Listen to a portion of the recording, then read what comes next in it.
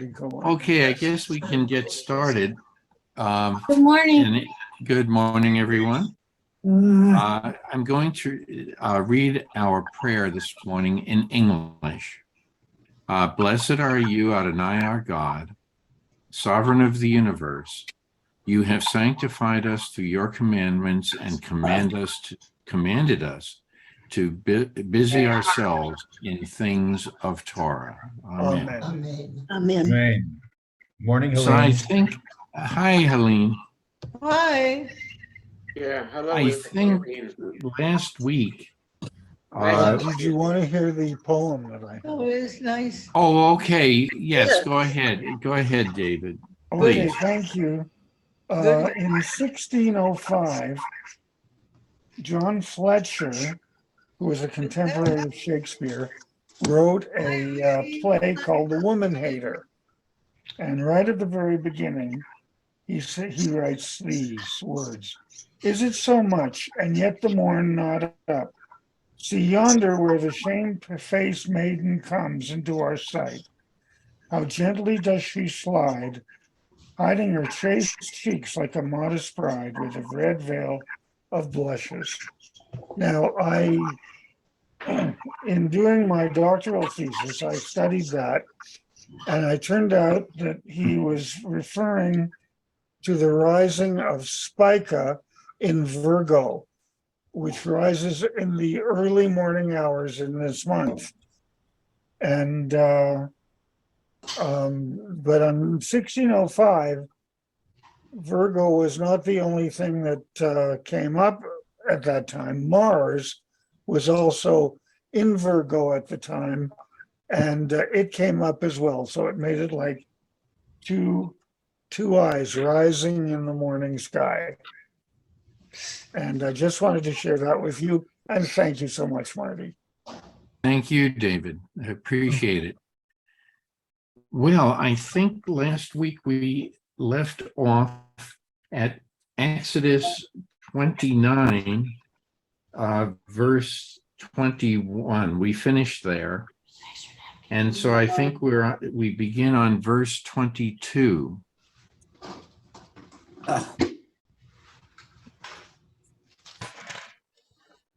Am I right? It sounds good. Okay. And if somebody has a book and would like to read, would you like I'd be happy to start, and then other Thank you. people can take Thank over. you, David. All right, verse 22. Also, thou shalt take of the ram the fat, and the fat tail, and the fat that covereth the inwards, and the lobe of the liver. He's giving us a lesson of medicine here. And the two kidneys, and the fat that is upon them, and the right thigh, for it is a ram of consecration. And one loaf of bread, and one cake of oiled bread, and one wafer, out of the basket of unleavened bread that is before the Lord. Okay, let's stop there. Any comments about this? I think it's a combination of a cookbook and building instructions. It's kind of hard. It's interesting to see how the two come together. And I think it's just a general comment of when he's giving the instructions on building the tabernacle, which we discussed last time. They are so clear. And I wish that when when we're building something here, we buy something at Best Buy or something, and then we look at the instructions. If they were a tenth as clear as these instructions are in Genesis and Exodus, I mean, it would be amazing.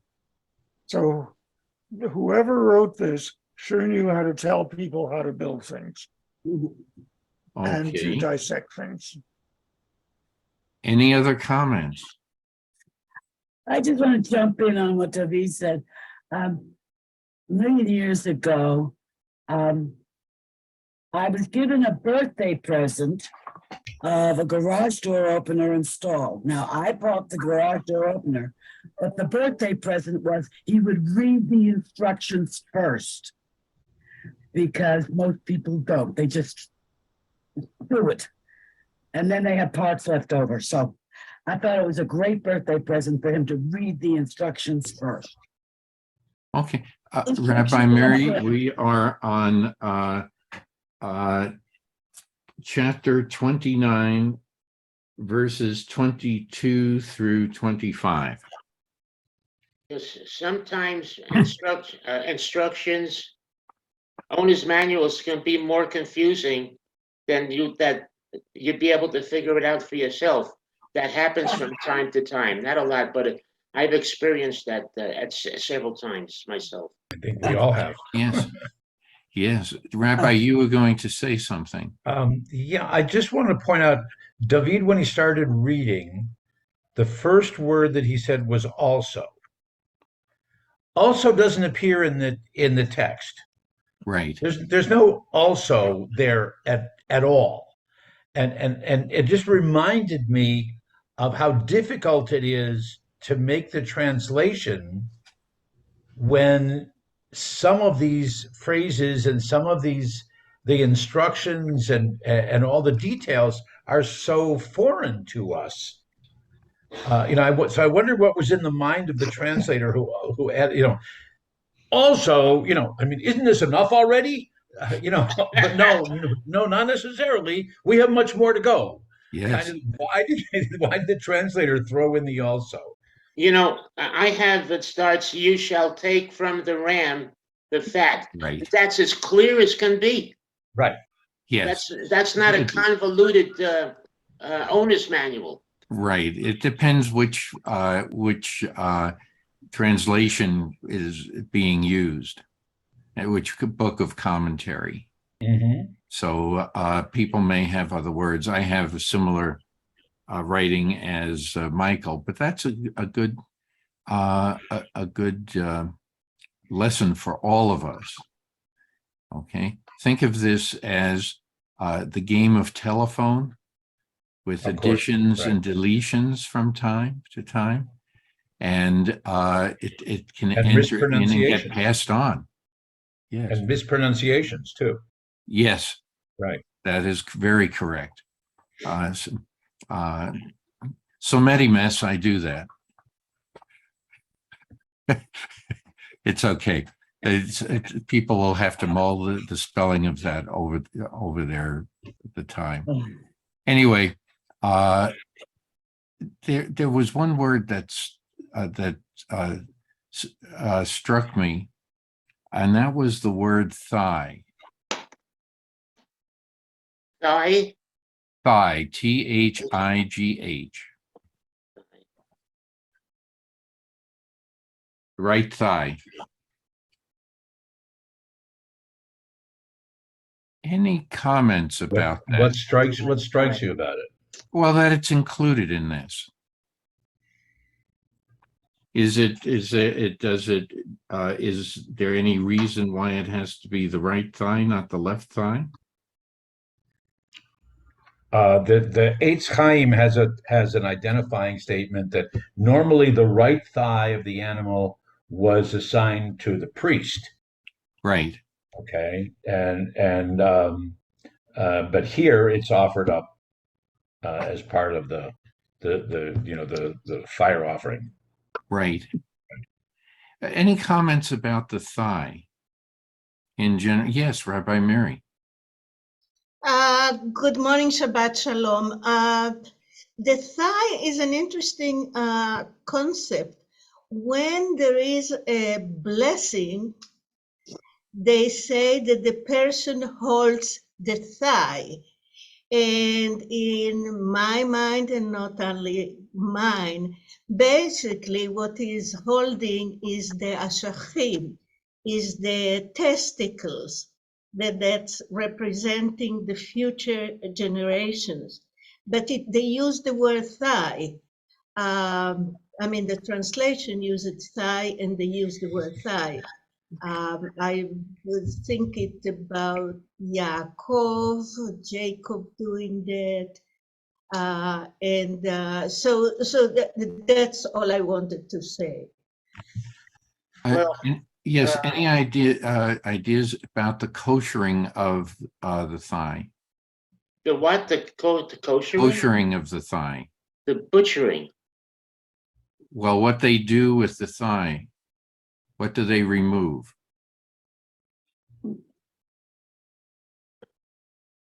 Remove the blood like they do with anything, but Well, with the thigh, Or the- don't they remove the sinews? There's a strand. It's a tendon basically that but there are also blood vessels in it, and they have to remove that to kosher it. I remember my grandmother doing that. Huh. but only from the. You're saying that it was. I don't Or claim thigh meat. expertise and knowledge. Only from the right thigh, or from both thighs? Both sides. I don't remember, but she always did that. I mean, I don't know. And again, you have more experience with this than I, but I don't know how once removed from the body, you'd be able to tell which is the right thigh and which is the left thigh. Yeah, that's the one thing. But she would always do that, and she also said that she would mention she would say a little prayer when she did it, referring to Yaakov. Yeah, right. Okay. So With Yaakov, I think that when he fights the angel or the ish or whatever, Yes, that's strikes the him on the part thigh. that it's, yeah, yeah. That's why his But name they is. don't specify which side. no, but I just wanted to bring that into the discussion. Yes, Michael. I just want to step back for a moment, if I may, and respond to when Rabbi Miri mentioned the word testicle, and I think we get the word, or we get the word testimony from that. True. Good point. Mhm. Good point. Very good. Any other comments?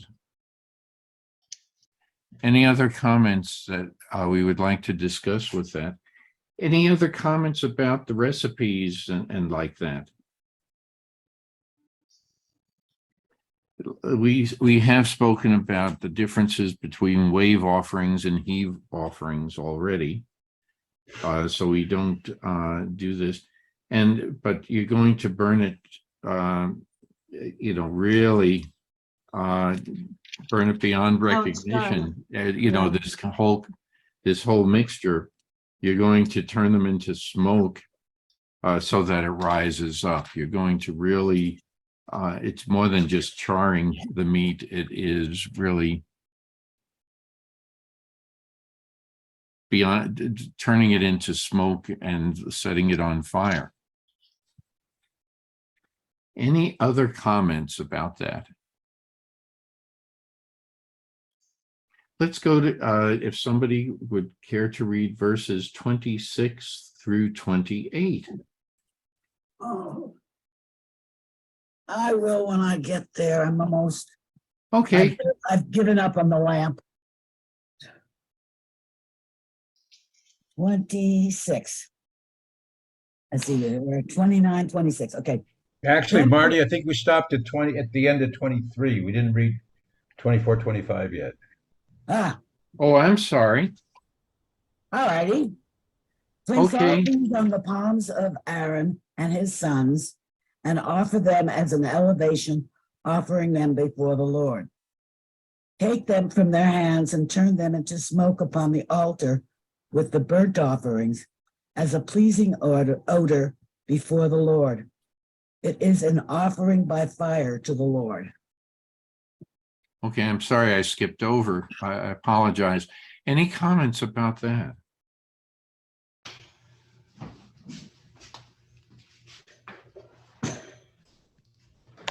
Yes, Helene.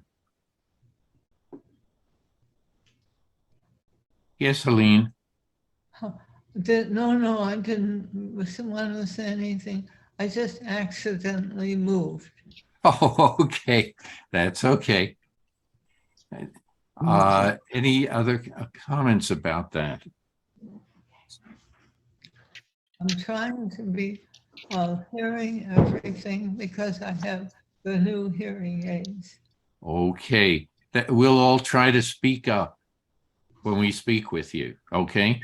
Is that better when can you hear better now? I believe it's going to be fine. Okay. So everybody, please speak up so that Helene can hear us a little better today. Okay, verse 26 through 28.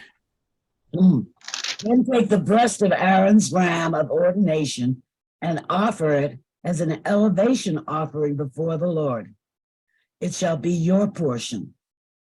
You shall consecrate the breast that was offered as an elevation offering, and the thigh that was an offering as a gift offering from the ram of ordination, from that which was Aaron's and from that which was his son's. And those parts shall be a due for all time from the Israelites to Aaron and his descendants, for they are a gift, and so shall they be a gift from the Israelites, their gifts to the Lord out of their sacrifices of well-being. Okay, any comments about that?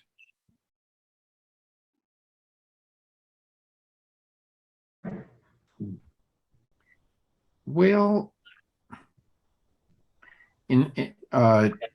I have different words used, the use of wave offerings rather than gift offerings. Is your wave offering what is listed here in my translation? I think Ricky said is elevation offering. Yeah. Yeah, elevation. That's the same. That's the tenufa in Hebrew, right? Okay. Yeah. Okay. So is this just holding it up and?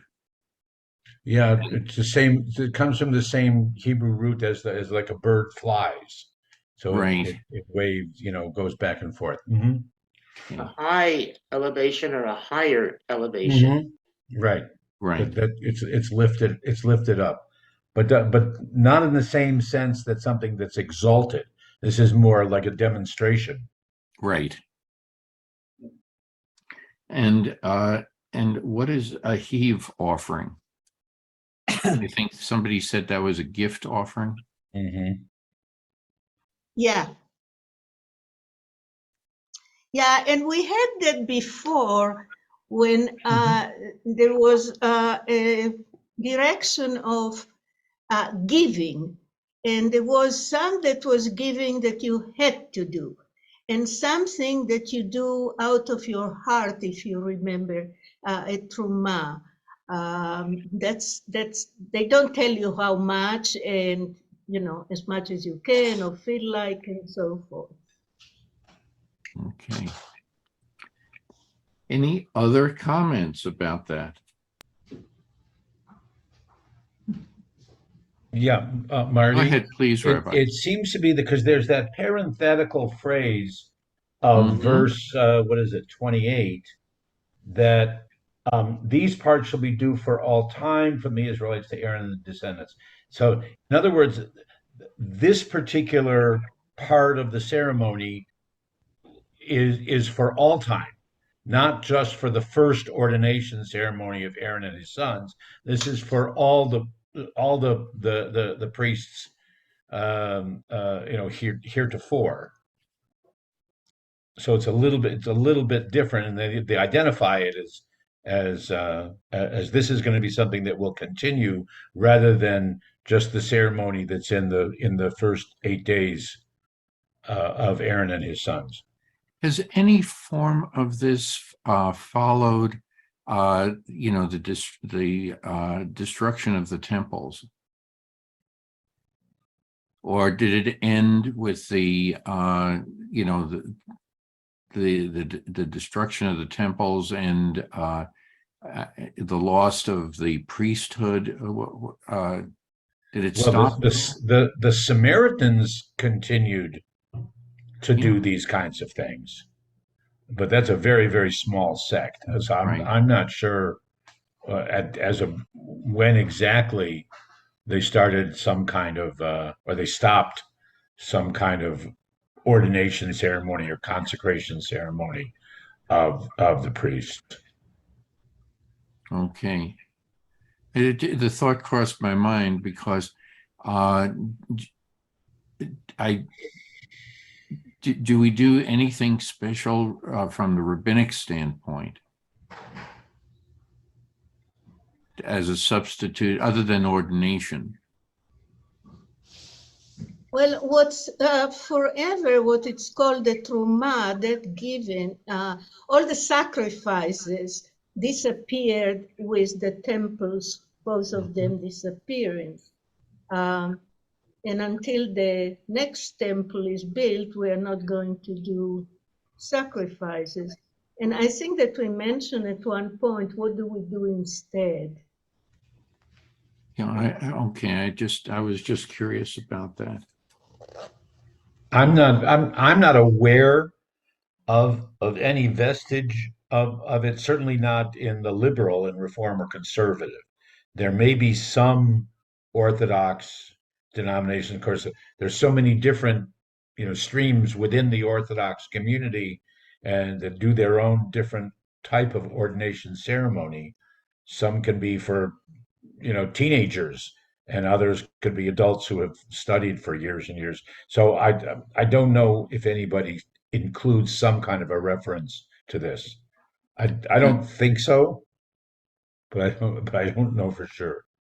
Somewhere in the back of my mind, I remember I know, like at a bar bat mitzvah, we place our hands. Oh, laying on of hands, yes, but not Yes, offering a particular sacrifice right. that or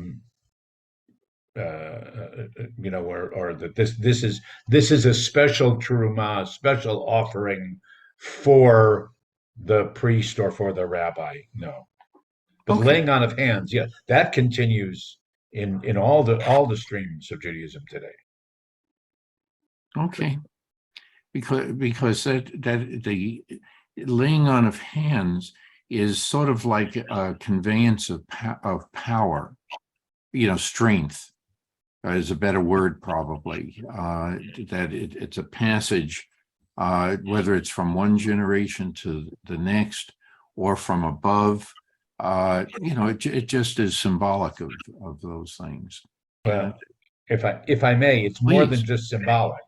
Right. It's more than, because there's the formula of the words that are given is Yora Yora Yadin Yadin, that may this individual have the authority to teach and to judge on behalf of Jewish tradition in the transmission of Torah that's represented by the laying on of hands throughout the generations. In other words, if and I guess Rabbi Miri could do the same, but if we had the research opportunity, could trace the laying on of hands all the way back to Moses to Joshua.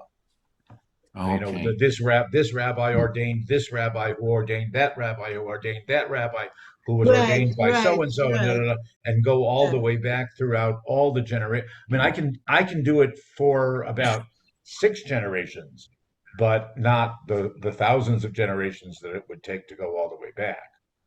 Right. Interesting. Thank you. That was something I was not completely aware of. I've seen the gestures and like that, but I was not aware of all of the other intricate parts to that. Any other comments about what we've just been going through or what we just read?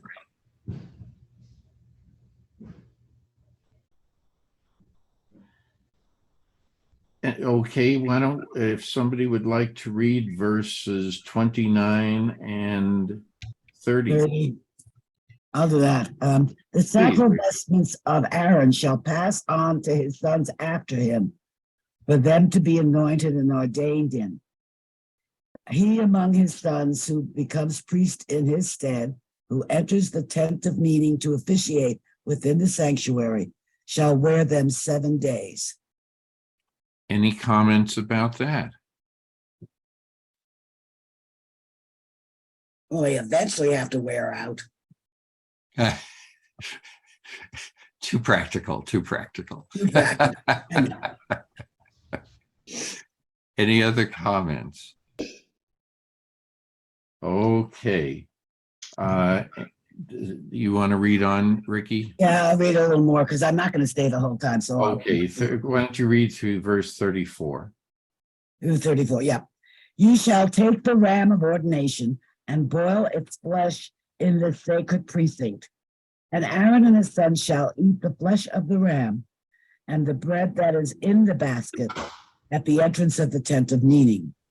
These things shall be eaten only by those for whom expiation was made, and with them when they were ordained and consecrated. They may not be eaten by a layman, for they are holy. And if any of the flesh of ordination or any of the bread is left until morning, you shall put what is left to the fire.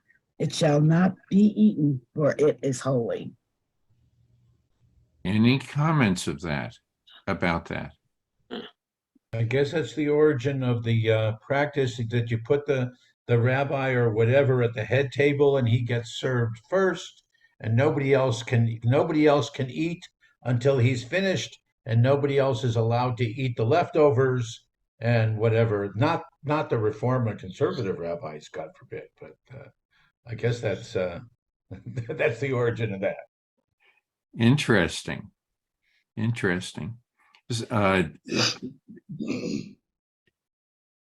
No, I find it. Why would one do that? Well, again, it's not. I don't know how prevalent it is but it was very prevalent in the yeshivas of Eastern Europe. You know, in the 19th century, as everybody would the Rebbe would be served first, and everybody would sit and wait until the Rebbe was done eating. And in some places, there would be a bidding war as to who gets to eat the leftovers. But in most places, the Rebbe's his plate was taken away, and then everybody else was served. Now, after the rabbi finished eating, was he expected to do anything? Recite any prayers or anything while the others were eating? No, I think he was supposed to just kind of meditate or study or whatever. Okay. And then he would assign whoever was going to lead the grace after meals. In what I've read of how it happened in the yeshivas, that's what would happen. Interesting. Yes, Rabbi Mary. Marty, I see something interesting on verse 34, in which it says that those that can eat it are those the holy ones. And then it says, and zar, which is a non-belonging to, today we'll call it Jewish, but at that time it was zar, that he did not belong. And I was wondering if it's someone else, just saying someone else, or saying someone that it's not in the tribe, that's a foreigner. I don't know. And let's see what you have as translation there. Miri, which verse are you talking about? I'm talking about 34, I think. It's in my book. It says an outsider. An outsider. That's the word that I was wondering about. Who is an outsider? In 34? No, and 33 has layman. but nothing in 34. 33. I'm sorry. 33, I'm 33. sorry. I'm 30. It That was may my not be mistake. eaten by a 33. layman for there. Yeah, is what I have. My book says alien. Oh, Interesting. yeah. So that an alien would be an outsider. Well, Yeah, you know, but someone who's not authorized. That's all I think. Okay, Right. you know, Right. inappropriate worship is called avodah zarah. Right. Okay, Right. you know, Right. Right. so you know Yeah. somebody who's not authorized to be eating it. Yeah, because an alien is something that it's used that's nochri. When the rules of Shabbat, also these people that don't belong to the tribe, but they are uh, slaves or something, and that we should respect them because we were nochrim in the land of Egypt, that we were aliens, so that we didn't belong. But the word zar and zara, as you call it, avodah zara, yeah, that's like the The stars. and yeah, and we will get there, although it's related to this story about Aaron's sons Right. who offer Aish Zara, you know, an Right. alien Right, fire. right, yeah, Right. Mhm. yeah. Not belonging is yeah. I like that. Okay. Is this something like you have the Yetzer Tov, Yetzer Hara? Is that what you're speaking about? I may be pronouncing it incorrectly. No, No. Okay. no, I don't know. There's no etymological, or there might, you might be able to make a thematic connection, but there's no etymological. And that's all. Okay. Thank you. Thank you. Any other discussion? Okay, if somebody would care to read verses 35 through 37.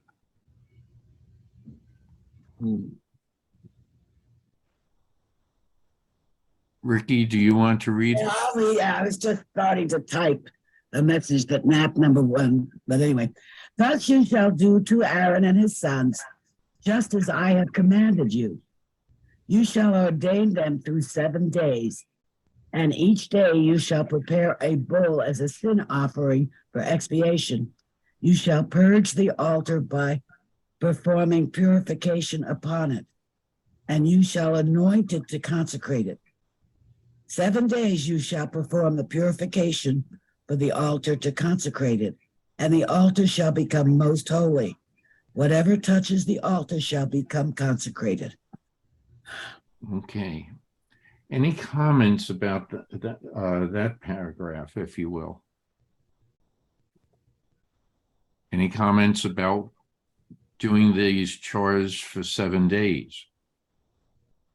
Right. It's weird that it's 7 days because we have been taught that we work, and avodah here is word to melacha, 6 days, and the 7th should not, nothing should be done. So that's interesting. It is.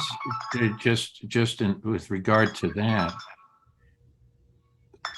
someone's phone is ringing. Is that your phone, Helene? I don't think so. Oh, I'll check and see. there's no yellow around anybody. It's only around Helene's. Well, because she's talking. And me, I'm talking. No, yes, it was my call, and I apologize. Oh, Somebody it's okay. called, and I forgot to turn the darn thing off. Okay. Okay, that's okay. But I'm also, this is a lot of work to do this every single day for 7 days. And when you think about you have to prepare it, and you're going to purify it and then anoint it to consecrate it. I mean, this is a lot of effort that goes into this. It's not just going to the supermarket and buying a stack of steaks and and going through this, taking one out each day from the freezer. This is a very large undertaking. Yes, Rabbi. Yeah, two things. One is that we see this phrase "kodesh kodashim," holy, most holy or holy of holies, and stuff. That the recognition that there's a hierarchy of that which is holy, holy in the sacred sense, but holy also in the taboo sense of the forbidden, the forbidden sense, that we're going to be seeing more and more, as whether the hierarchy goes in going up, or whether it's going in the location of where certain tribes are, around the tabernacle and things like that, are getting inside. But the only thought that Miri points out, that we're not supposed to be offering sacrifices and whatever on set for 7 days. Yeah. But on the other hand, 7 days was the frame of reference for the most important holiday that they knew at this point, which was Passover. So it's like this is just as important as the other national celebration. If Passover is important, that we mark that for 7 days, the ordination of the priests is just as important. And again, that may be a difference between the different narrators or authors or whatever, but that's what I see. That's the message. That's why they say 7 days. And it's interesting because in Pesach, there is a Pesach sacrifice that belongs there. Right. Yeah. It just is these are interesting side discussions, and then you also have to perform purification. In verse 37, you're also going to be perform the purification process for the altar to consecrate it, so that and the altar will become most holy, and whatever touches the altar shall become consecrated. So it's a whole process of that, and we're going to go into more discussion of this later in our discussions today. The altar is a very sacred structure. So now you have in detail the ark that is very holy, and you have the altar, which is extremely holy. We have discussed the menorah, which also is very holy. Everything has to be done in a certain order to make it holy. And there's more to come. There's more to come. Any other discussion? Okay, who would like to read verses 38 through 42?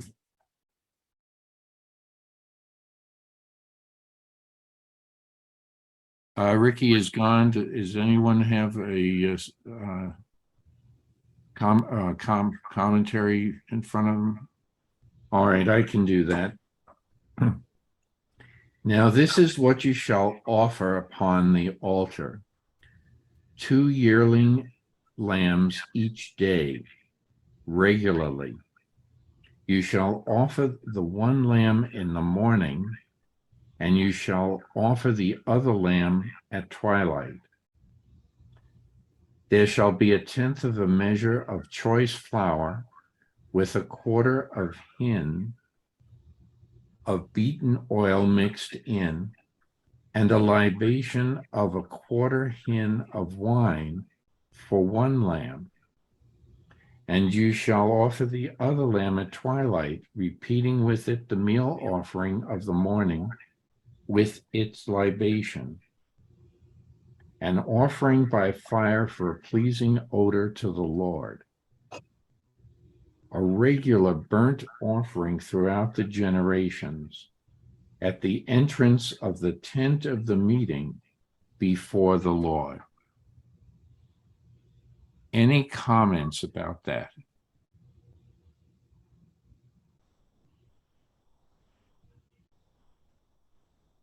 I have a comment.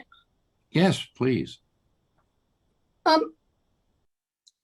It's reminiscent of the blood of the lamb during the Exodus previously, so that they're, well, I'm at a loss for words, darn it. Yeah, you're right. I think you undermean what I stood, but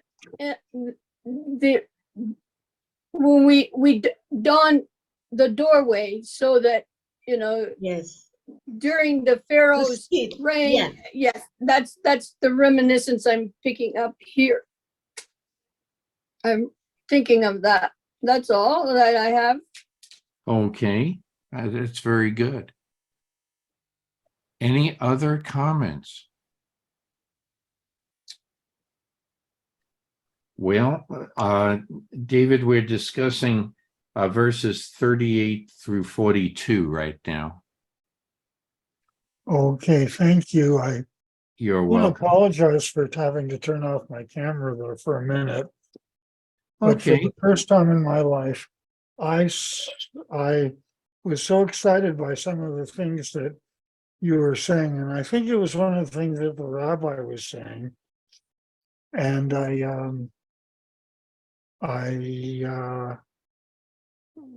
hit my hand, I moved my hand in great enthusiasm. It hit this mug of coffee, and I've had to clean it up. I think Wendy would have had something to say about that. But this is not a cup, it's a mug. I had to, Yeah, a mug and a half. I had a mug and a half, and I had to clean it all up at the same time listening to what you were saying. So I thought I would spare you the camera. Okay. But I'm back. House is floating away, but I'm back. Okay. But any other comments about this? Grace, you had a good comment there. Good commentary. Any other, you're doing this twice with the lambs, once in the morning, once in the evening. Again, this is a lot of effort is going into this entire ritual. Yes, Rabbi. Marty, I'm sorry. I apologize. I just got a phone call that I'm going to have to leave and deal with. And also, the reality is, I'm not going to see you for a few weeks. Lynn and I are going to be traveling for Hanukkah and around and whatever. So, wish everybody a happy Hanukkah, Shabbat Shalom. We'll try to keep in touch. I don't know whether I'll be able to log in for any of the study sessions as we're traveling around the world, but we'll see. We'll see you in the secular new year. Sounds good. And Rabbi, enjoy Hanukkah, and also Happy New Year to you too. Second time. Take care, everyone. Okay. Be well. Thank you. Be well. You too. Travel safe. Safe And traveling. hope everything is okay. With that phone call. Thank you. Thank you. Okay. צא Okay, בשלום take care. וחזור Yes, Michael. בשלום. Have a nice trip and be safe. Michael, did you want to say something? Yeah, I'm wishing the rabbi a healthy trip. Very good. Okay. Well, Mary, any comments about, we keep hearing the phrases, a pleasing odor to the Lord. And that was, in the days of the temple, they were supposed to do this almost continually. Well, yeah, continually. Any comments about this? I know we have spoken about animal sacrifices before, but this is an awful lot of work.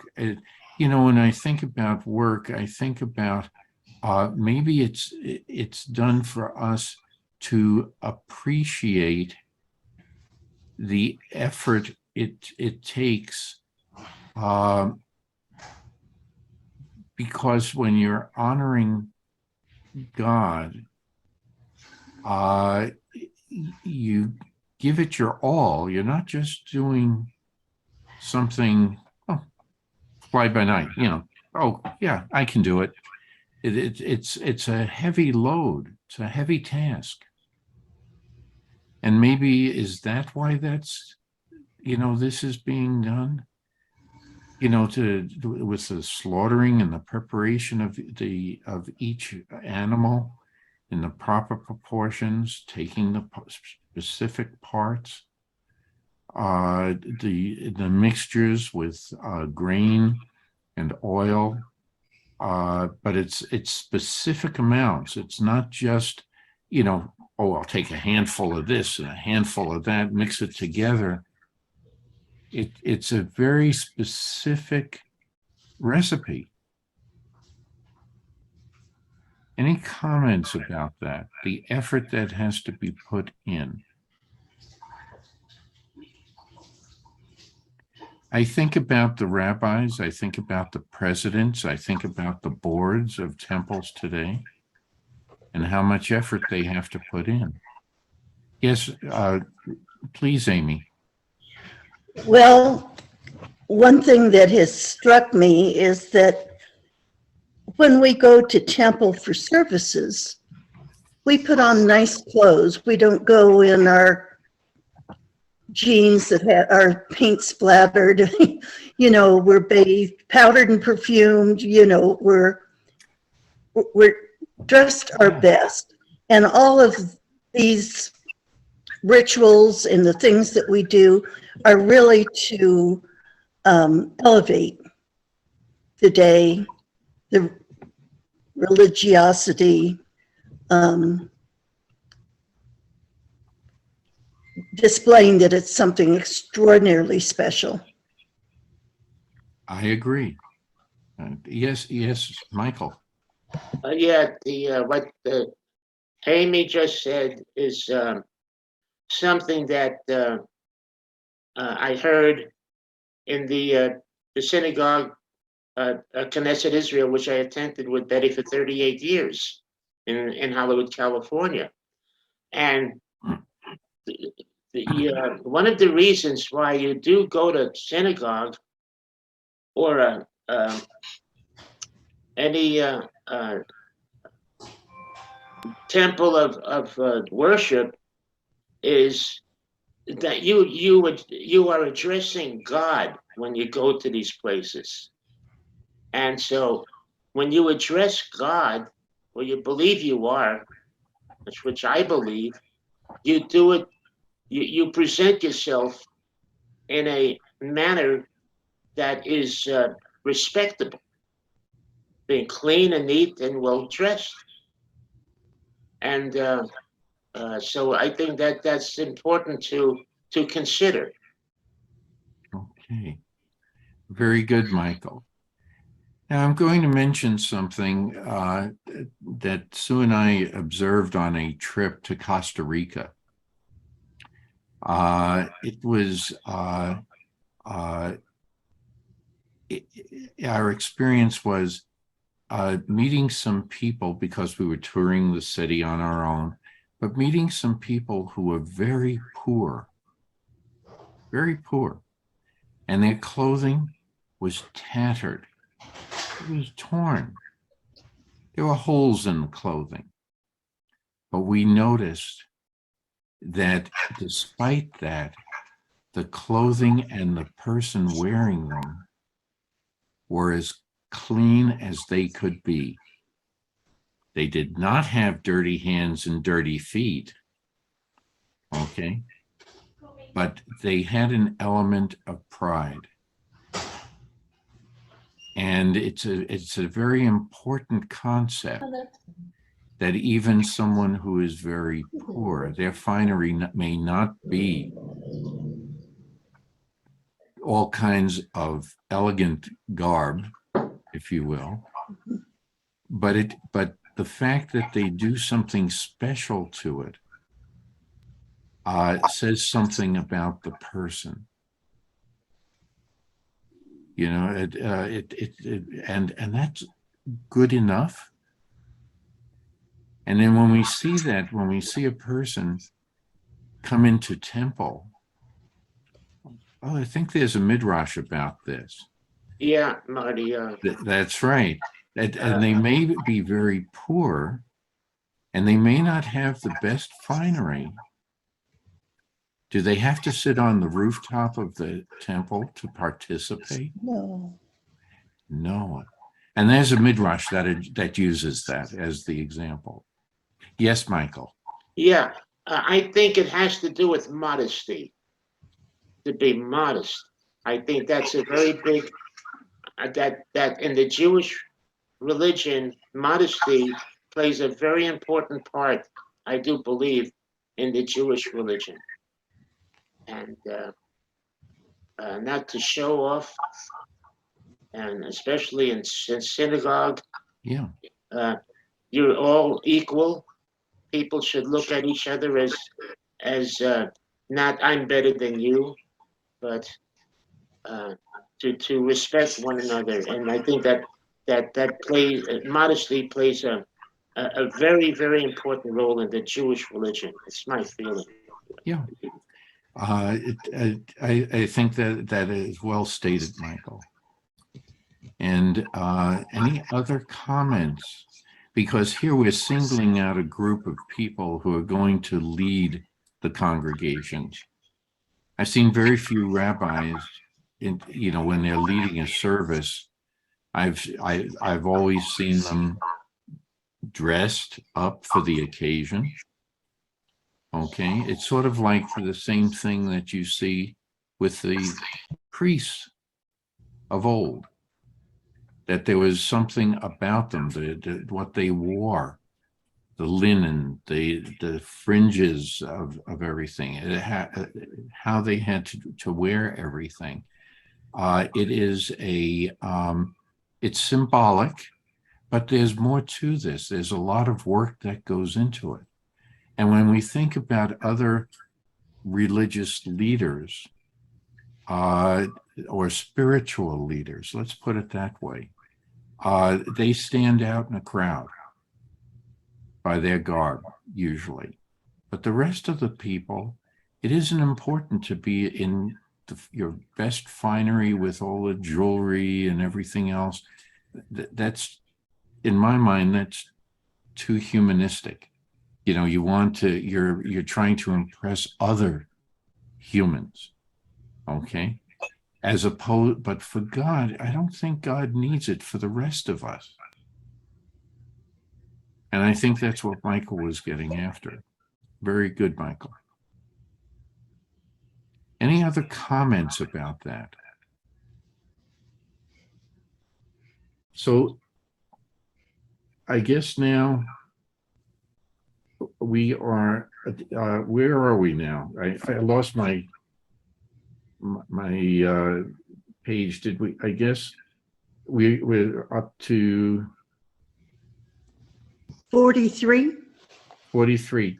Okay. I'm just going to finish this. For there, I will meet with you, and there I will speak with you. So that's the reason why for the priests, they are being singled out so that they can come before God. They're going to expiate themselves. They're going to offer their sin offerings. They're going to do things in a ritual manner in order to become holy, not necessarily holy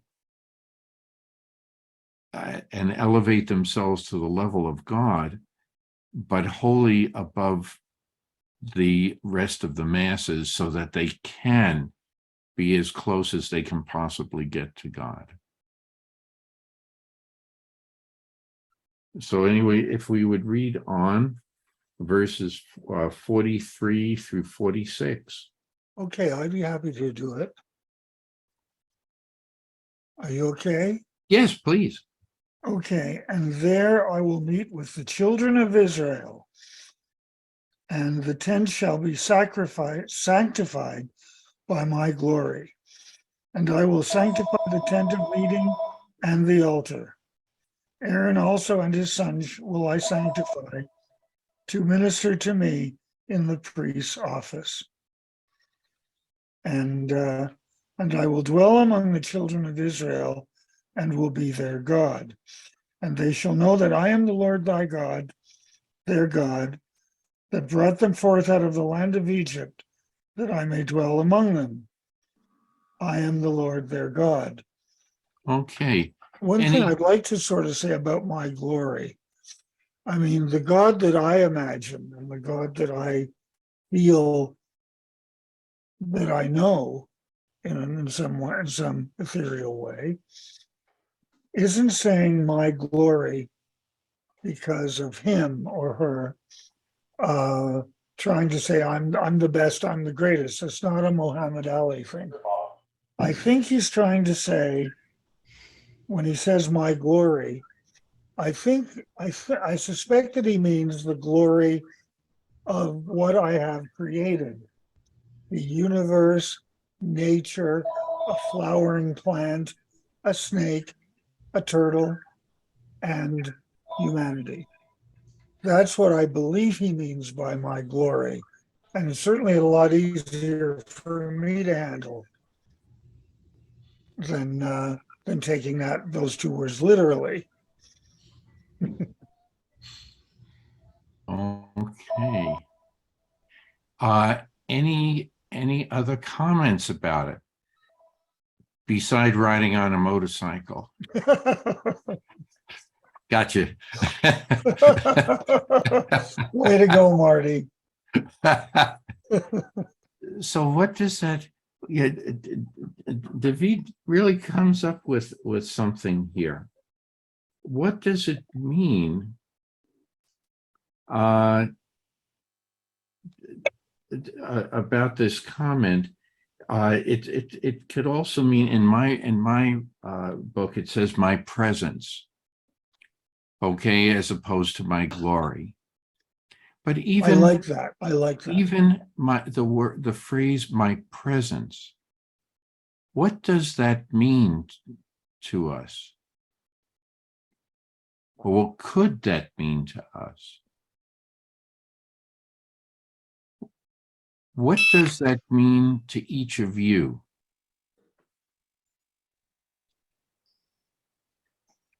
Is it a calming effect?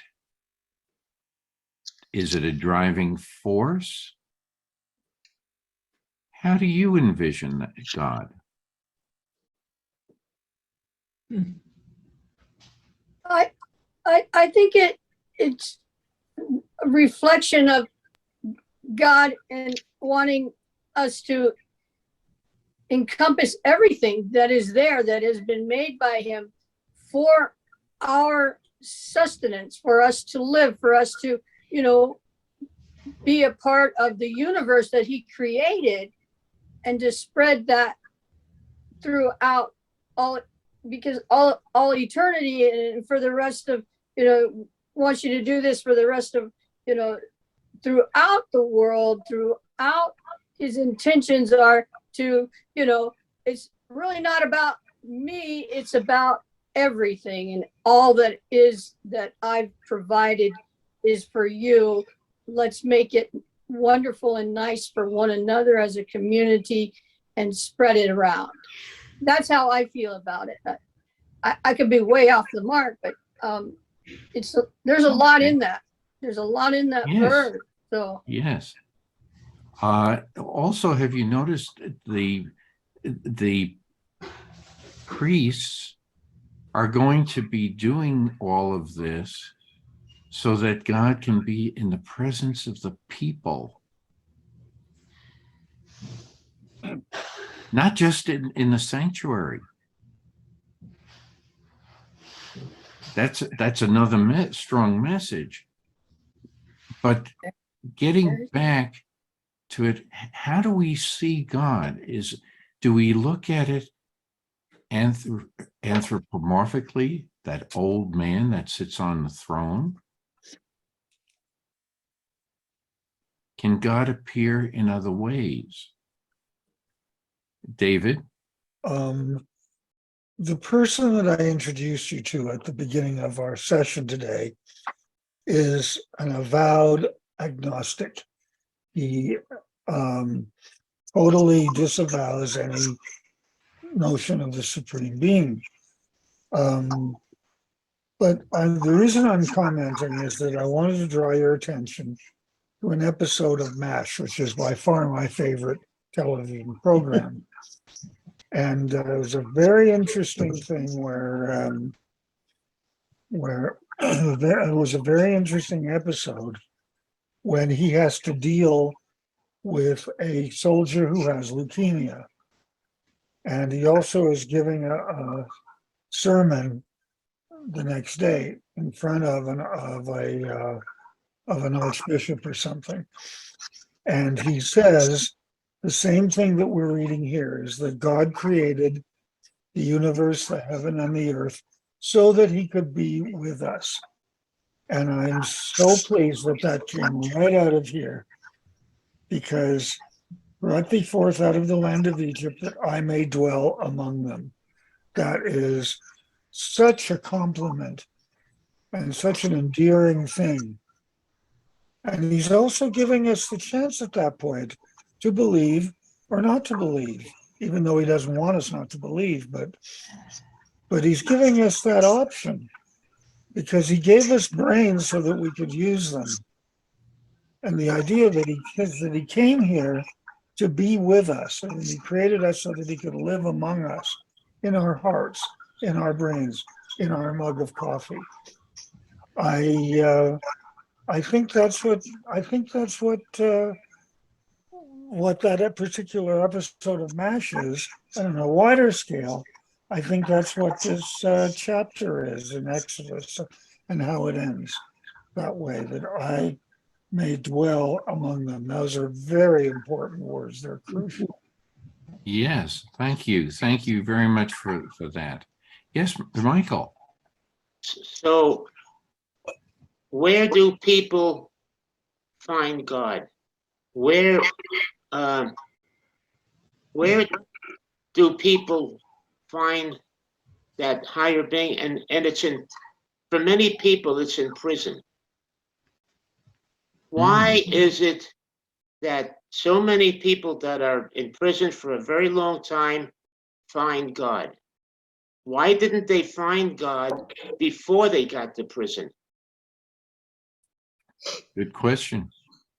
You know? Very good. Very good Yeah, point. I'm thinking I thought about that, and it's quite remarkable that people who commit very, very violent, and they're in prison for 30 years, and they find God all of a sudden.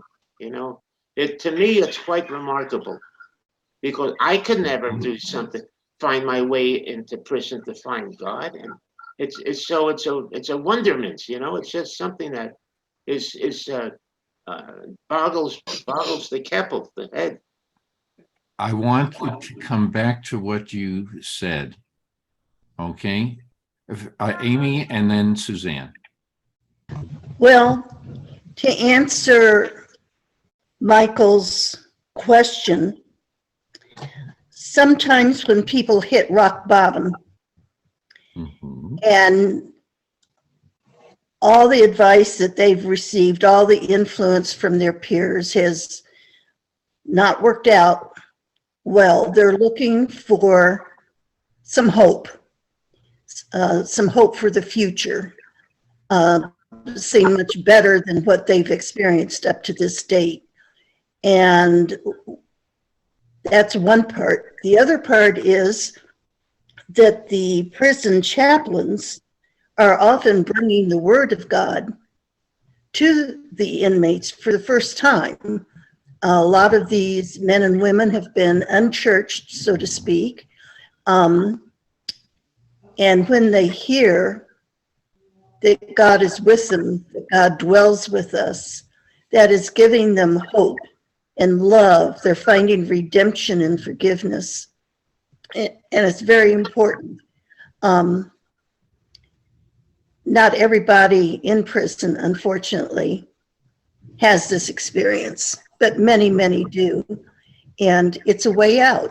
It's a hope where in the midst of despair.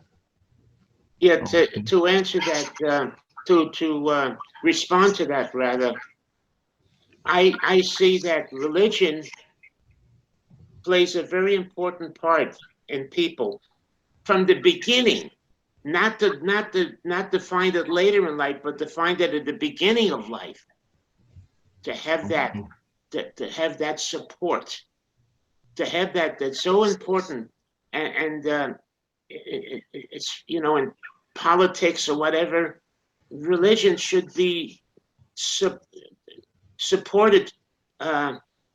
People, the people who are raising children, it could be parents or whatever, that should be a very important part of the learning process, whatever religion it is. And so it's people who don't really think that's important, I think it's been missing the whole point of it. But it's a structure that needs to be part of one's life, just like when you start to learn to read and write and that type of thing, not later in life, but at the beginning of life. Okay, thank you. Suzanne. Well, I just wanted to comment that I think that last verse, where it says that I may dwell among them, I am the Lord their God. I think that underscores how much God wants to have a relationship with each and every one of us. Right. I know that was something that I did not understand growing up, because the image I got of God was, when I was a kid, I thought he was a big meanie. And I didn't want anything to do with him.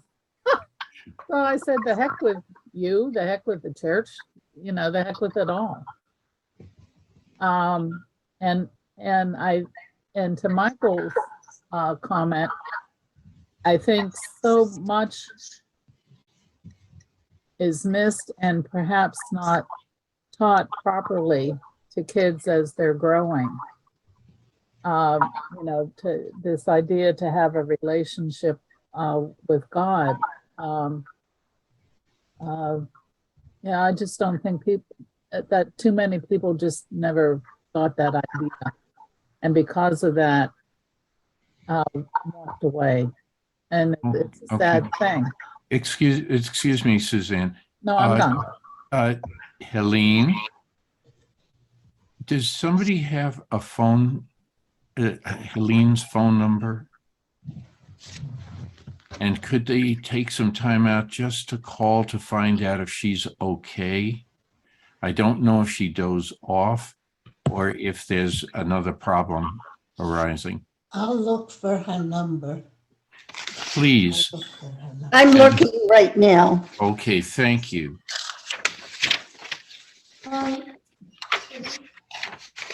Hi, good morning again.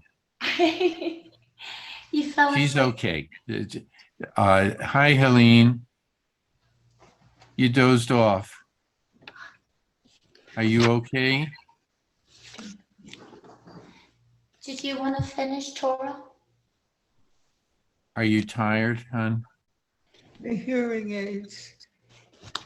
The hearing aids. Okay. Okay. I'm Do you? I'm very sorry. I'll It's have okay. I find this so fascinating about what we're talking about, and then suddenly I'm not hearing very well. Oh So my. in terms of why we have to have dresses and leaders and special people, isn't isn't isn't uh, isn't Hanukkah the ultimate example? Everything is measured. Everything is measured. The egg, the lampshade, everything is measured. You can't make it up. It's passed down. So what can I say? What can I say other than I will continue working on my hearing aids and thanking you for putting up with me. It's okay, Helene. We were concerned for a while. That's all. Yes, but you see, what happens is I start thinking and my hearing aids stop working. Oh,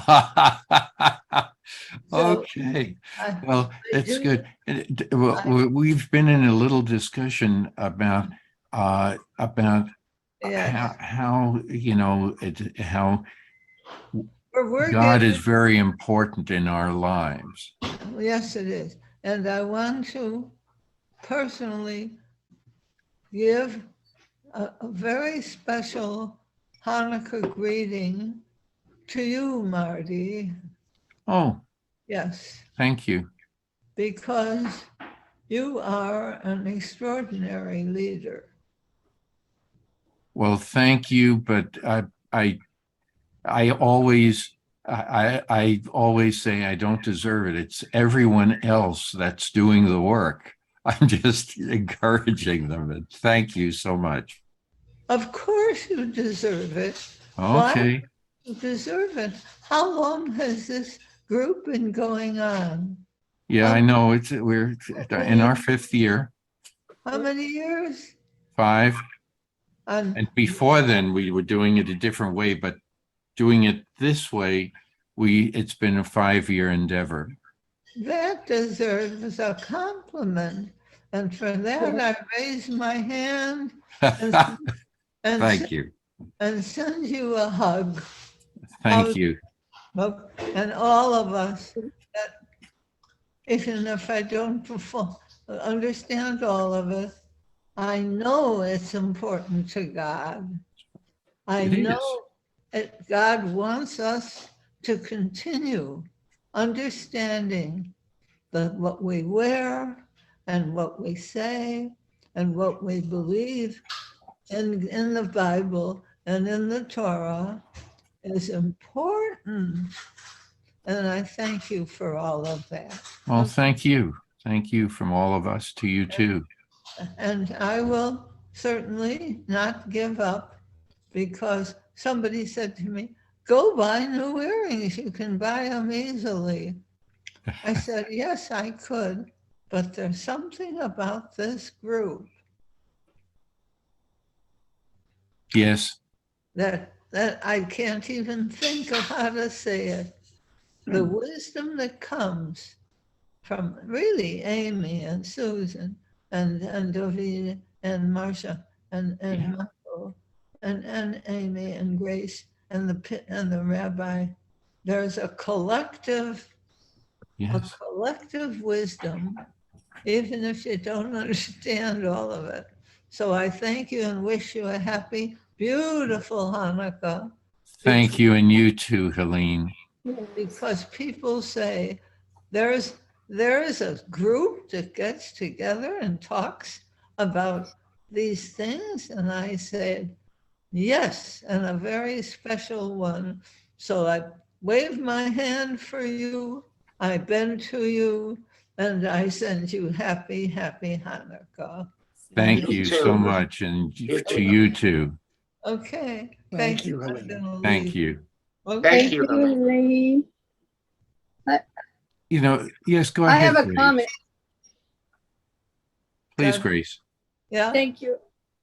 I just wanted to support Helene's statement about Marty being a wonderful leader. Here's how I see it. A good leader is someone who is an example. And I think you're a fine example of leadership in helping us with Torah.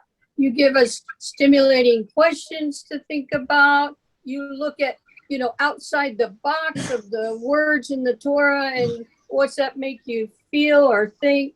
So I get a lot out of it. And I go back and watch the recordings from time to time, and it's remarkable. And I thank you very much, all of you. And that was such a wonderful statement that you made, Helene. Thank you. Thank you. Happy Hanukkah to all of you. Thank you. Yes, happy Hanukkah. Happy Hanukkah, and may it bring you the joy that you had as a child, as a little child. Then they did the exact same thing. And Marty, you do the same thing. So thank you again. I wave at you. Thank you. Thank you. Okay. Okay, Amy, you're on. Well, Wait a minute. Excuse me. Before I call on Amy, Suzanne, were you finished with everything? We interrupted you. No, I was done. Because Suzanne was saying some very important things too. And I didn't mean to cut you short, but I was concerned. And yes, no, it's all good, Marty. Okay, Amy, you've got the floor. Well, this is a tribute to you, Marty, but a good teacher presents the material but does not tell you how to interpret it or what to think. And that is something I really treasure with this Torah study group, that we're not told that it's A, B, C, and D, but also we have a treasure trove of opinions and experience that guide us through this. And I just feel personally I grow so much due to your leadership, Marty, and to the input of everybody in this precious Torah study group. So I thank you. Into that. I appreciate those kind words too. You guys are getting to me. Well, yeah, Yes, Marsha first. Okay. Marsha's been quiet as usual. I want to give her the floor. Well, I just think that the essence of us all being here as often as we can is because we need you. It's that it's a part of our lives that isn't there other places. And we started, such a long time ago, but we still need you. So I thank you for doing this, because when I'm saying this, I think it's not just you that needs us, but it's everybody here, because we know that this is like a part of our lives. Thank you. And thank you for those kind words. Oh,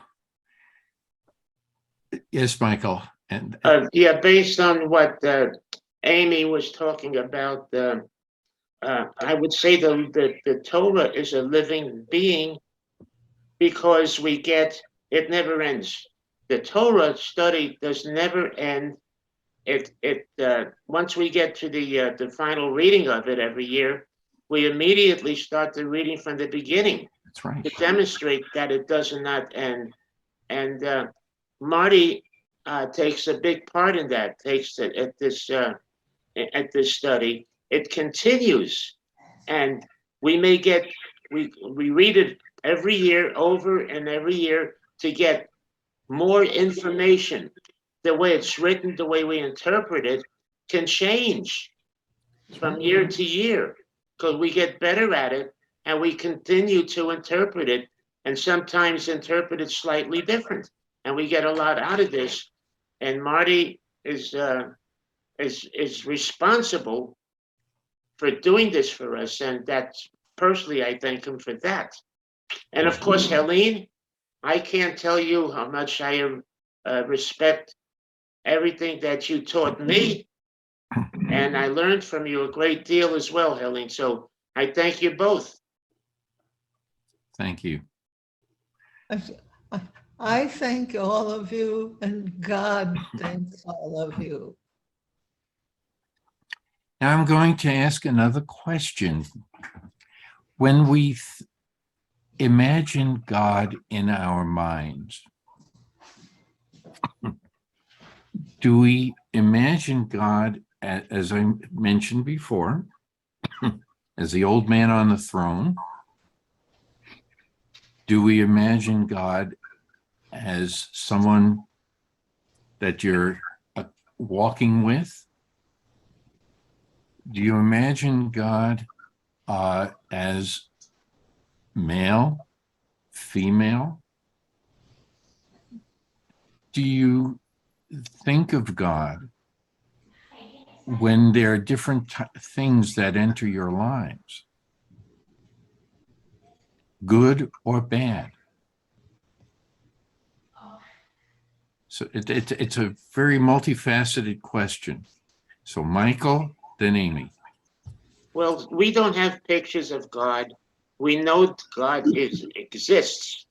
We believe in God. For us who do believe, there's no picture. So we have the freedom to picture God in our lives as we choose. And I think that's very, very critical, because we're not bound by anything that is going to distract from God.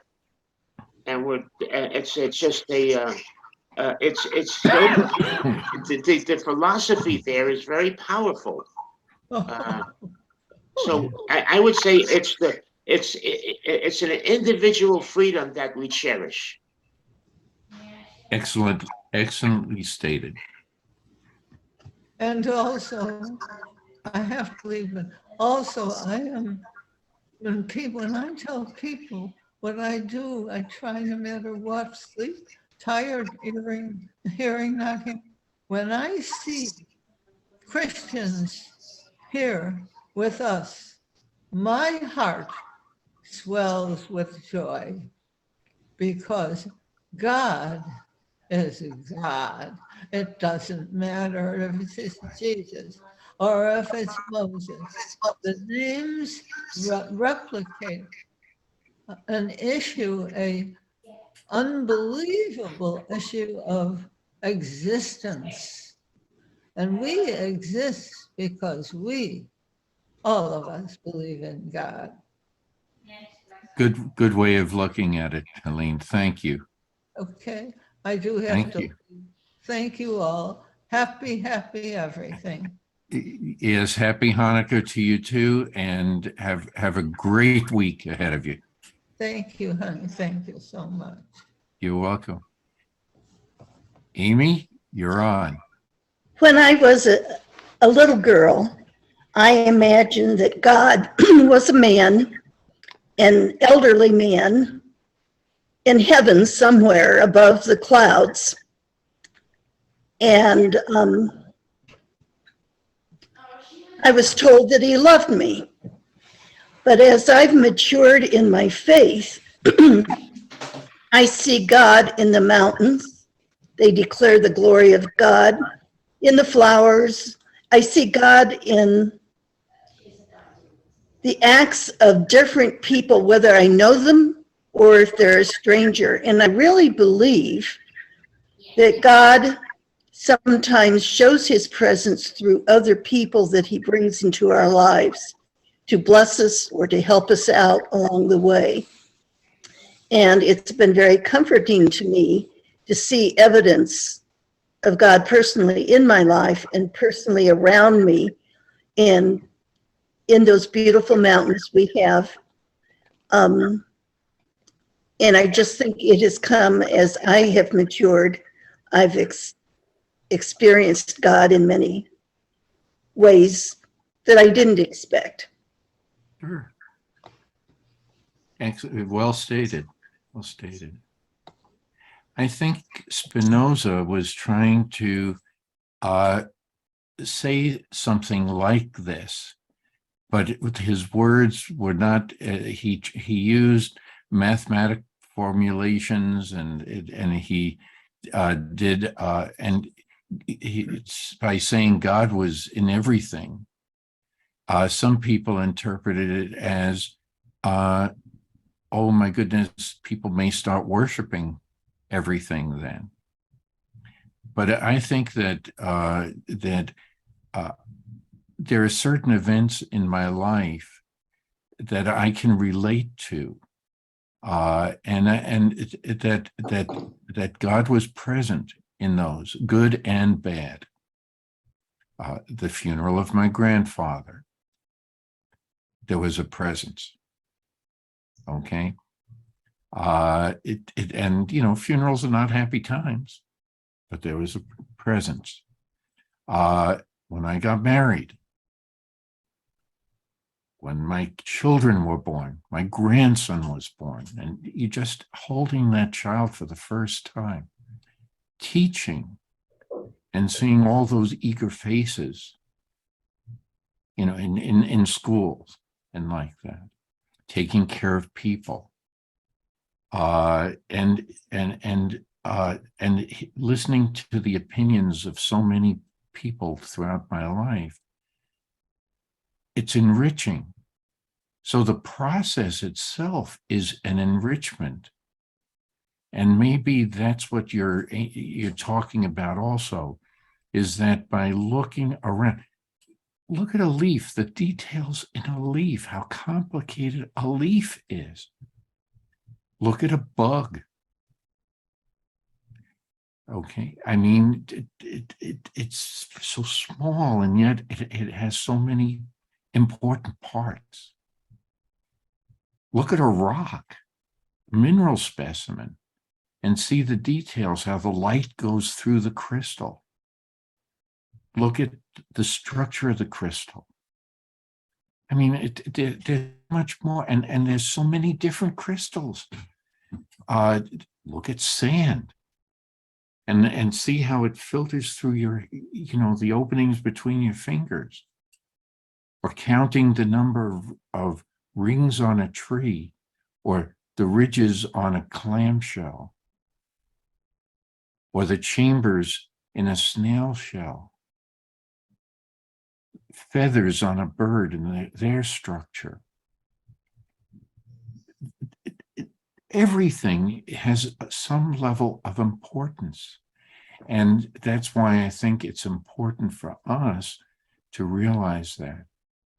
And the different ways we see God, maybe the best way to as an example, is the simple amoeba, constantly changing. Sometimes it looks like it's going one way, and then it fools you. It's going another way. But you put all of that together as a total experience. Maybe that's what it's all about. Maybe that's what Spinoza was getting after. I just don't know for sure. But it's an interesting concept. When we look at the stars, see, and the more we look, the more we see. And then there's more stars and more stars and more. It just goes on and on and on, way beyond what we can imagine. And the same thing happens when you look through a microscope. And you look down to smaller and smaller things. It's hard. Some of the things are very hard to imagine. But maybe there's a little bit of God within everything. And maybe that's why we're asked to even hold the earth sacred. It's all in Torah, as it has been mentioned. And so I just wonder about all of that. And it's food for thought. Okay. Yes, Mary. Rabbi Mary. Well, I want to mention that when Moses asked, "What shall I tell these people? What is your name?" Now remember his name? I'll be who I'll be. So each one of you made it anyway. In my mind, we're talking about a force of life, a force of dynamic. One of my rabbis call it God as a verb, Yes. not as a thing, but as a verb. And all the things that that Marty mentioned are done by some force that we don't know. And I loved it. I'll be who I'll be. That's very clear in the Torah. Yes. Yes, David. I wanted to add that to take off a bit from what Rabbi Miriam just so eloquently said, Yes. that, as you get, from as I was talking earlier, the instructions are so clear. And, when you study the Torah, one of the most amazing things to me is the coexistence of faith and science. In the beginning, God created the earth and he said, "Let there be light." Okay, and then not until the fourth day does he say he created the stars also. But the light, I believe, was referring to the original light of the Big Bang when the universe was created. And all it was light. And then we go to Ecclesiastes, where it says all the rivers run into the sea, yet the sea is never full. Back the waters go into the sky to fall again.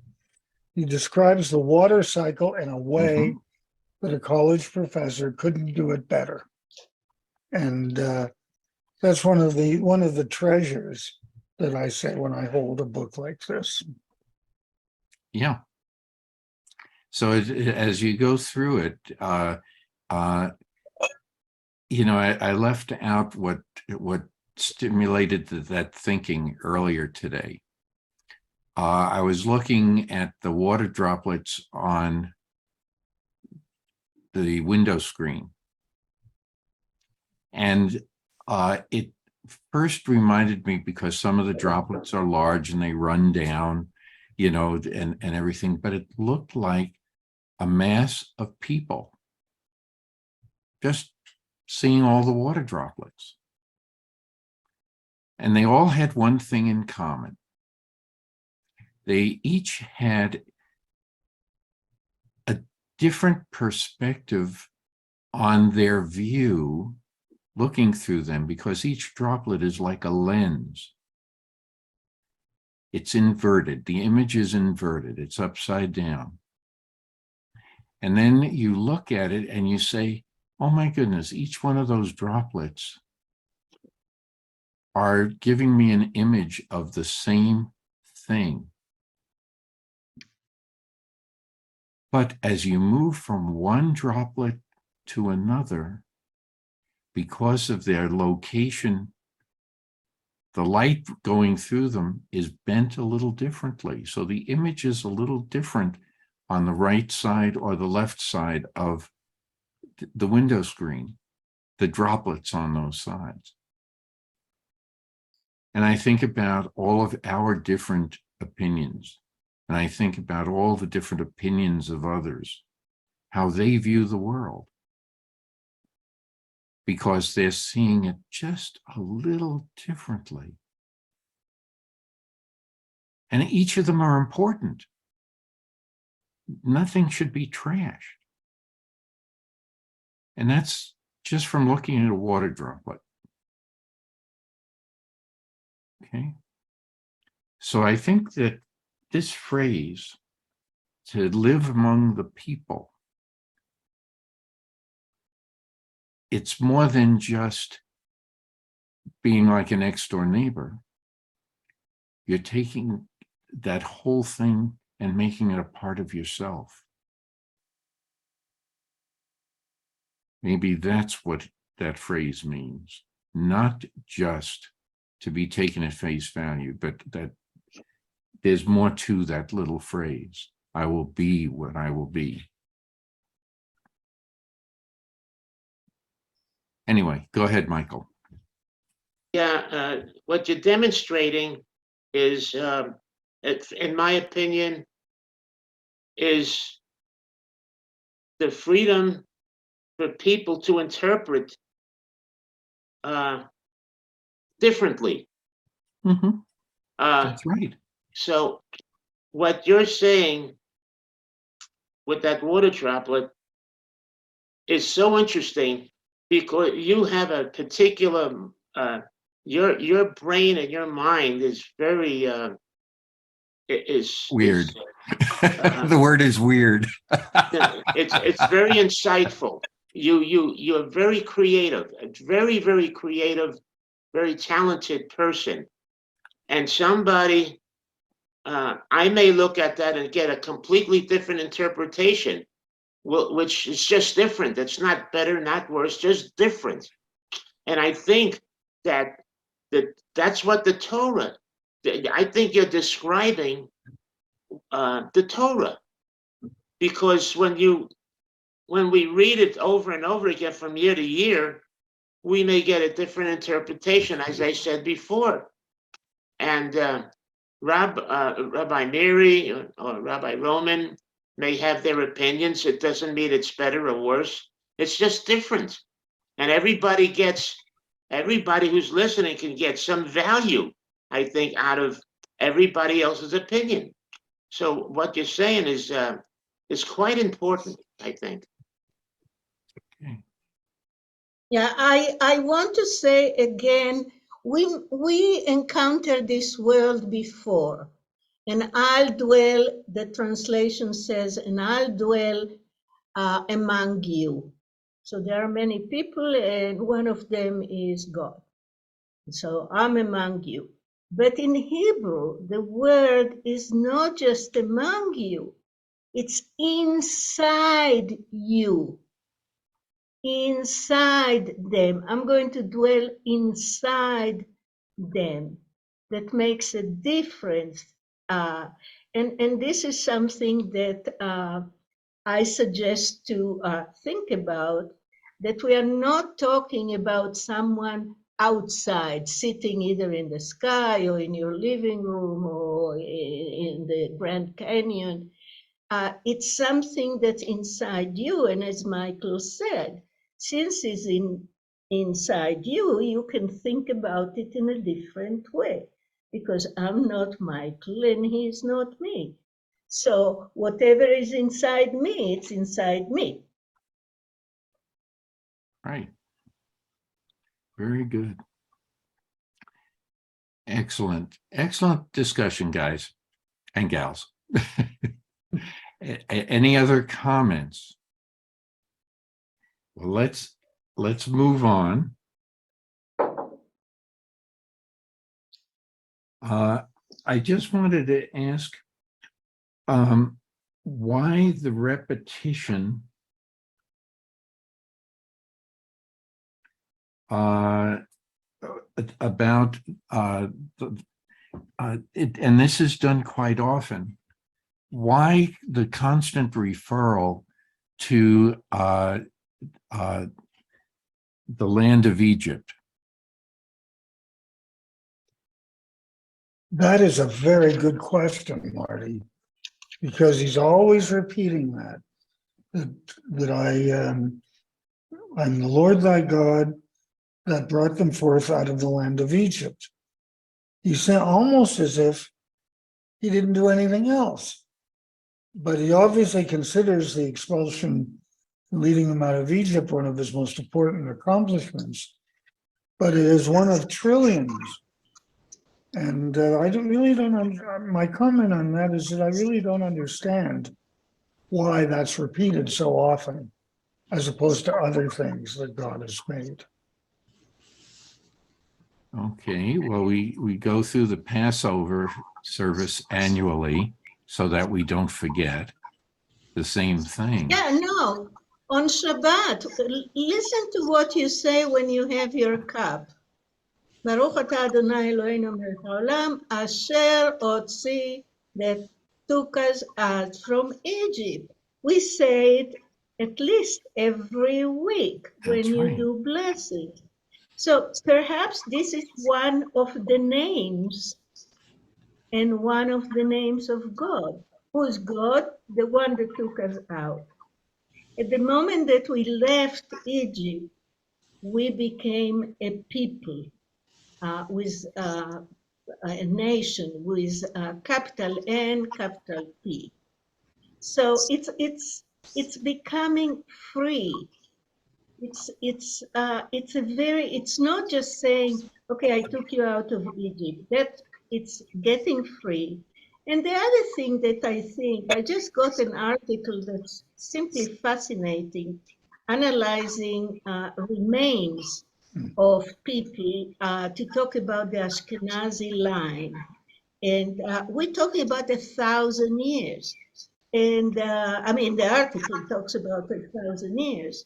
And the issue that we don't forget, where did we come from? It's really a basic thing. And I think it's quite amazing. It's quite amazing that we survive as a people and as a nation, regardless of what we went through. So this is a reminder, even this could happen. When you are free, then you have freedom to do, Michael, the bad stuff and the good stuff. We have the allowance, the possibility. But remembering is a very powerful statement to our people. Very, very. Yes, Michael. Thank you, Rabbi. That I think is, by the way, before Michael speaks, Mary, that's a very important concept. I've said this before. I don't want to sound trite, but we are sometimes called the people who remember. Okay. And that's very important, not just for Jewish people, but for everyone. If you think about it, this is one of the things that we were chosen for. To tell people, to educate, to tell people this is what it's about. Okay, that's it, and that's stated in Torah. We're not chosen because he likes us, God likes us, but we have the ability to pass it along. It will be interpreted differently from generation to generation, let alone from all the mass of people who hear it for the first time. But the continuity of what's really important, I think, is it has its foundations here. Yes, Michael. Well, this is a question not for now, but I have a list of questions that I would like to ask, and they're pretty difficult to deal with. So this is a question, and it goes like this.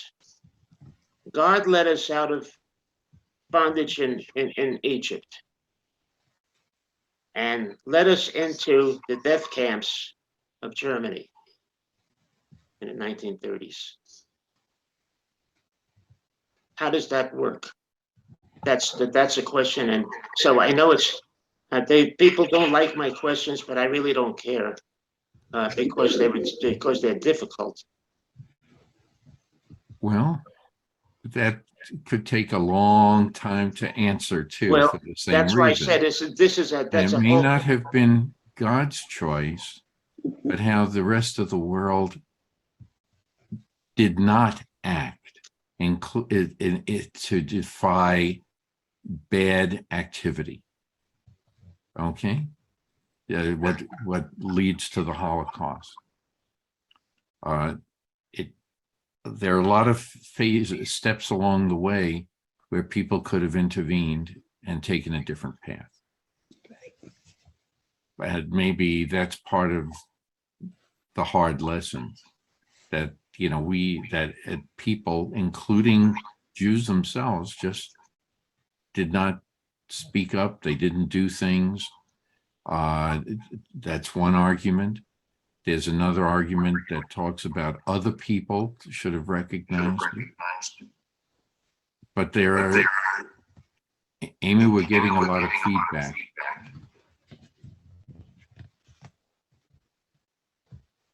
If you have an external speaker source, that's probably doing that. But what I was going to suggest, Amy, if you just mute, oh, it's gone. It's gone. Whatever you did, it's gone. But it's something that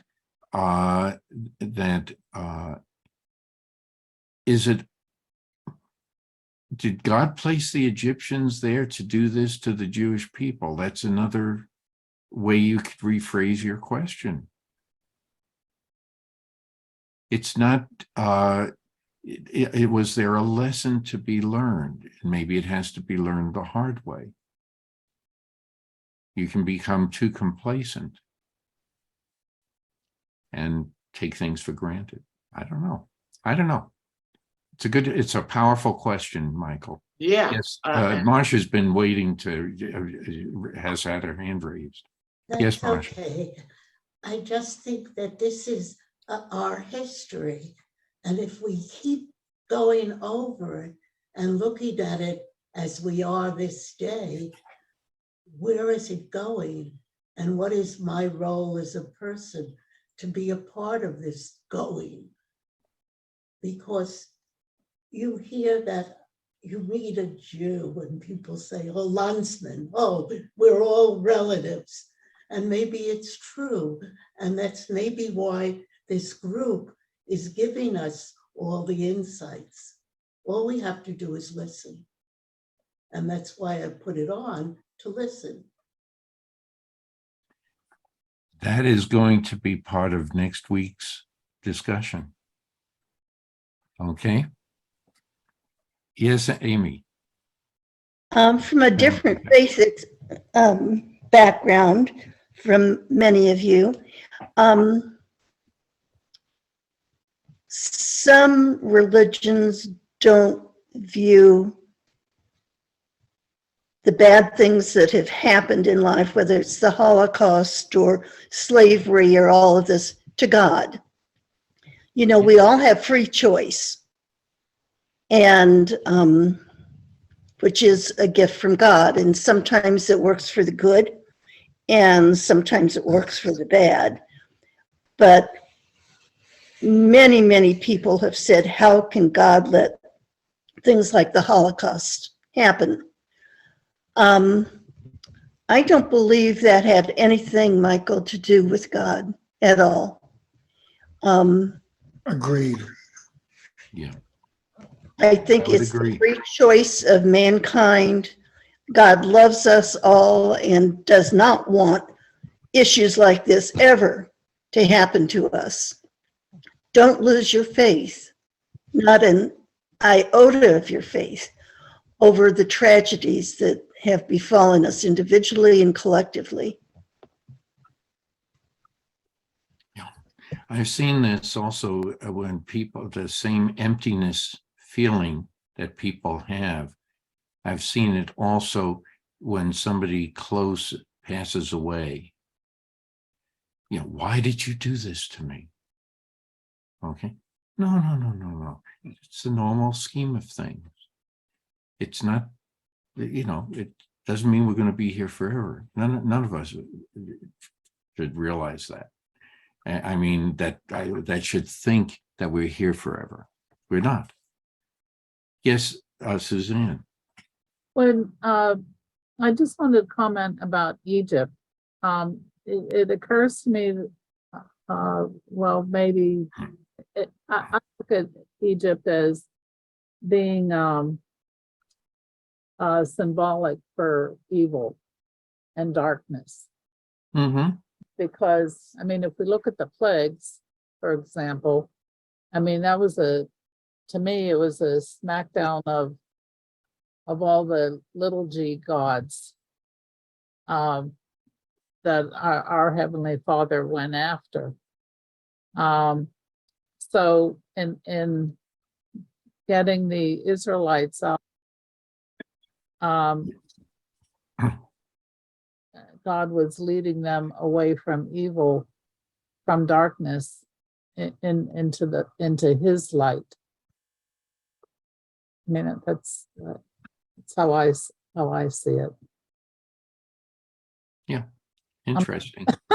No, they're all interesting because there are multiple ways of looking at the same thing. But Michael, your question has been asked. Yeah. There are several references.